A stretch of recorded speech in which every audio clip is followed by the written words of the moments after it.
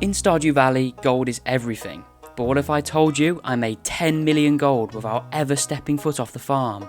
The rules were simple: I cannot, ever, by any means, leave the farm, and obviously the goal is to make a total of 10 million gold. And in all honesty, this was a giant waste of time, but somehow I managed it. In this video, I'll break down exactly how I pulled it off, and the strategies and challenges I faced over the 11 in-game years of playing. Of course, what farm type I chose was going to be the first hurdle of the challenge. Stardew Valley has 8 different farm types, each with their own unique features. I first considered the new Meadowlands farm, new to the 1.6 update, as it comes with 2 chickens providing me with eggs, which were simply unobtainable in any other farm types.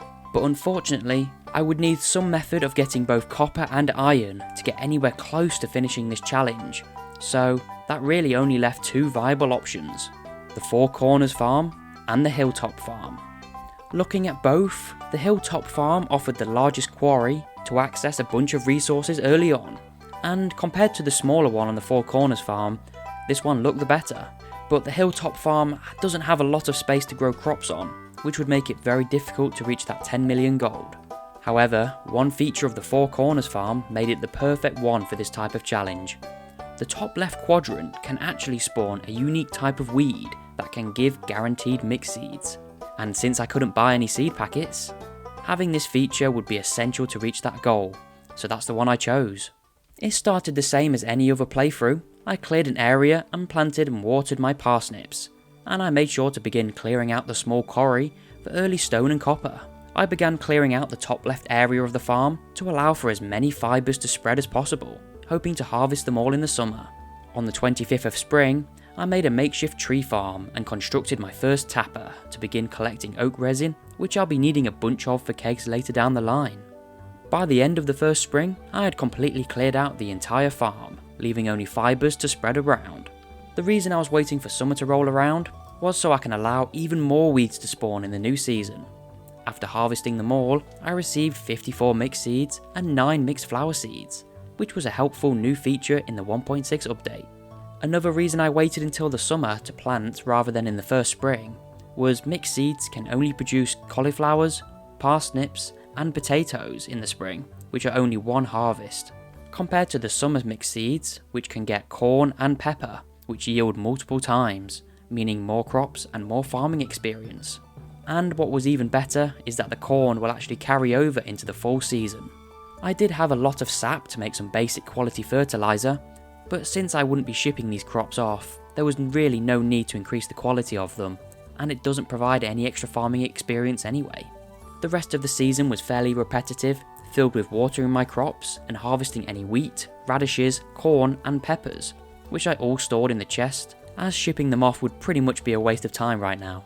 On the 6th of summer, I received my first owl statue, of many throughout the video.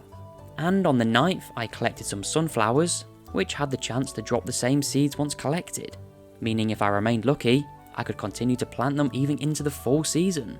On the 16th of summer, it was the Green Rain event, which will be the most useful day of the year, as it fills the farm with weeds, and with weeds means more mixed seeds for the fall.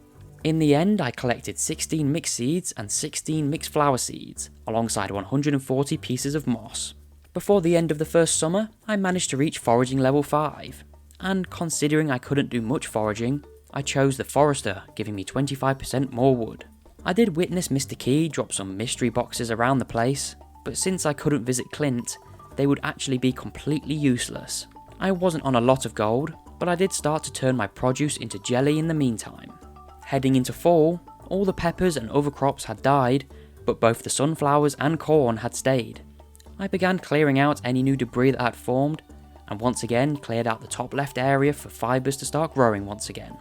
On the 7th of fall, I made up one more tapper, and I made it to level 6 foraging, which unlocked the lightning rod, which would unfortunately be unobtainable due to it needing refined quartz and a batwing. Though the batwing was technically possible if I selected for monsters to spawn on the farm, but for the refined quartz, I researched super hard to find any method to actually get a piece, but it was actually impossible without leaving. The closest I ever got to a result was that you can actually receive trash from the cat. Then you could put the broken glasses into a recycling machine, which were able to turn it into refined quartz. but unfortunately, it wouldn't all be perfect, as you actually need to reach fishing level 4 to get it, making it completely impossible as there is no way to obtain the fishing rod. Throughout fall, I stuck to the normal chores of watering, harvesting, and then clearing more debris, which does take us to the winter, which would be over very quickly however, as I couldn't grow anything. So the entire season was spent chopping trees and mining from the quarry every so often. I did grow some powder melons however, but since they were only found in dig spots, it wasn't going to be a sustainable thing to keep doing. On the 12th of winter, I made it to mining level 4, which would allow me to transmute copper bars into iron bars. And that would also mean that iron nodes could now spawn inside the quarry. By the end of the winter, I had 16,000 gold from all the jelly and also made up my first sprinkler. The normal sprinkler will unfortunately be the only one I can actually make, as quality ones require refined quartz, which we've only just mentioned, and the iridium one required battery packs and iridium bars, which again were technically possible through the iridium bats, but the odds would be too high to even bother trying to get it. So straight on to year 2, where I found my second owl statue and I planted a few carrot seeds I'd collected, and once again I cleared more debris to make way for weeds to spread. On the second day I expanded the tree farm, and once summer had arrived I had 3 sprinklers and 35 mixed seeds, and 5 flower seeds to grow, which I planted leaving room for more sprinklers to go. I chose to prioritise making sprinklers over kegs at the moment, as it would make my life much easier going ahead. And in all honesty, I was nowhere near making 10 million gold, so making kegs right now wouldn't really be much use. The summer was fairly slow, doing the same chores, but I did welcome the arrival of the Green Rain event on the 16th, which gave me 21 mixed seeds and 16 mixed flower seeds. I did reach farming level 8, which unlocked the crafting recipe for the kegs, and I also found my first strange alien capsule. The fall was spent repeating the same old chores again, and I did manage to reach mining level 5, giving me 1 more ore per vein I mined. On the 20th, a man named Demetrius arrived at my door and asked me whether to fill my cave with mushrooms or bats. I chose to fill it with mushrooms, as it comes with a free dehydrator since the 1.6 update, which can be useful I guess, but in all honesty, either one wasn't really too useful, and the entire rest of the second winter was spent mining and expanding the sprinklers. At the end of the year, the ghost of my grandfather revisited the farm to mention how it hasn't really changed much since he was last here, resulting in only 1 candle. I wasn't really too fussed about this, as my only goal was to make gold. Going into the 3rd year, I was more determined than ever to start only using sprinklers for my crops now, which would save me so much time in the long run watering each one individually. There really wasn't much to cover this year, but as we moved through the seasons, my fields were slowly growing in the number of sprinklers. But then on the 14th of fall, I finally reached farming level 9, which unlocked the seed maker, which would open up this challenge completely. The only issue is it required a gold bar to make, which I could only get by reaching mining level 7, which would unlock the crafting recipe to allow me to transmute iron bars into gold bars. Mining level 7 was also the level where gold nodes could spawn inside the quarry. But of course, reaching mining level 7 was going to be an absolute pain, as the amount of rocks I could mine each day was so little. The grind to mining level 7 was definitely the worst part of the entire challenge. In the 4th year, I kept up with the normal chores. The main obstacle of the challenge now was reaching mining level 7, so most of the time was spent clearing out the quarry. And it was nice to see some frozen geode nodes here, which cannot be opened again, but do provide a nice bit of experience. By the summer, you can see the field slowly expanding, and I made it part of my daily routine to head up to the top left quadrant to harvest the special weeds which grew there to guarantee some mixed seeds. Into the fall season was where I had nearly my entire farmland filled with sprinklers, and thanks to the Green Rain event in the summer, I had a load more mixed seeds to plant. On the 9th of fall, I finally made it to farming level 10, which allowed me to choose the artisan perk, which meant all of my artisan goods would now sell for 40% more, and to be honest was just a no-brainer compared to the agriculturalist. This meant the next morning I could ship off all the artisan goods I had saved up, and made over 200,000 gold. There was no reason for me to keep my artisan goods anymore, so you'll start to see the gold total slowly crawl up throughout the video. For the rest of the year, I had found 1 more owl statue, and finally reached level 7 mining on the 4th of winter. This meant the entire challenge would now open up. I immediately made myself some gold bars and began turning all of my crops I had saved up into seed packets. The main reason I was doing this wasn't just to plant them, however. If you didn't know, there is a 0.5% chance that a crop that you put into the seed maker will actually turn into an ancient seed, which does seem quite low, and it was. After spending a few days turning over 600 crops I had into seed packets, I only managed to get a single one, which was disappointing, but to be honest, I was just glad I had one. This was all the seed packets it took just to find a single ancient seed. And to be honest now, I finally had some momentum. Maybe it was just because I'd gotten the hardest part of the challenge over and done with. So, in spring, I planted my first ancient seed, as well as a load of spring seeds, which I actually left fully grown. This actually helped me, however, as on the 14th of spring, I was visited by the crop fairy, and she could fully grow the only crop on the farm that wasn't finished, the ancient fruit, so that was quite lucky. This meant I could harvest it straight away the next morning and turn it back into more seeds. By the fall season, I had a load of ancient fruits growing and also fields full of corn, which I was preserving into jelly. Every now and then I would visit the quarry for even more iron and copper to make some kegs. And of course, the winter would wither them all.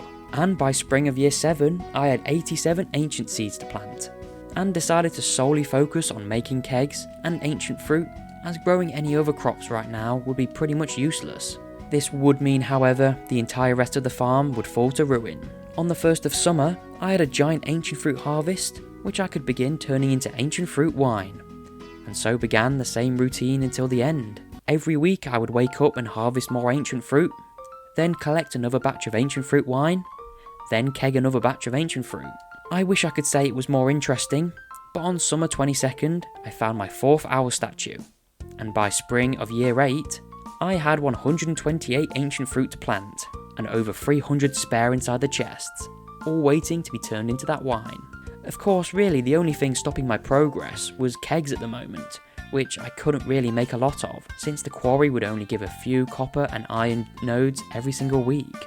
So I repeated the same method until spring 9, where I hit the 1 million gold mark, and by the 2nd of fall, I had reached the 2 million gold mark. And it was at this point I was actually running out of wood to make kegs, as each keg takes 30 pieces of wood to make, which meant I had to tear down the old tree farm. I was back to the same old routine in year 9, and I made it all the way to 3.5 million gold in the spring, and then by the end of the year I was on 5.6 million gold. And then the exact same thing for yet another year, with the only interesting thing being an asteroid that seemed to get very close to destroying my kegs. And I ended the 10th year on 9.2 million gold.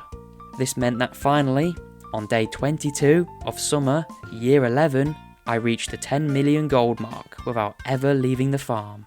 After recording this video and looking back on things, I really did enjoy most of the challenge, having to push your knowledge to its absolute maximum. Although I don't really want to harvest another batch of ancient fruit ever again. This attempt did take over 18 hours in total, and I'm sure there would have been things I could have improved on to bring down this time, but I really did research heavy before attempting this to find the best possible path. Of course, I'm sure the townsfolk of Pelican Town must have been very confused, as only a few members of the town actually ever visited the farm, after being in the valley for over a decade.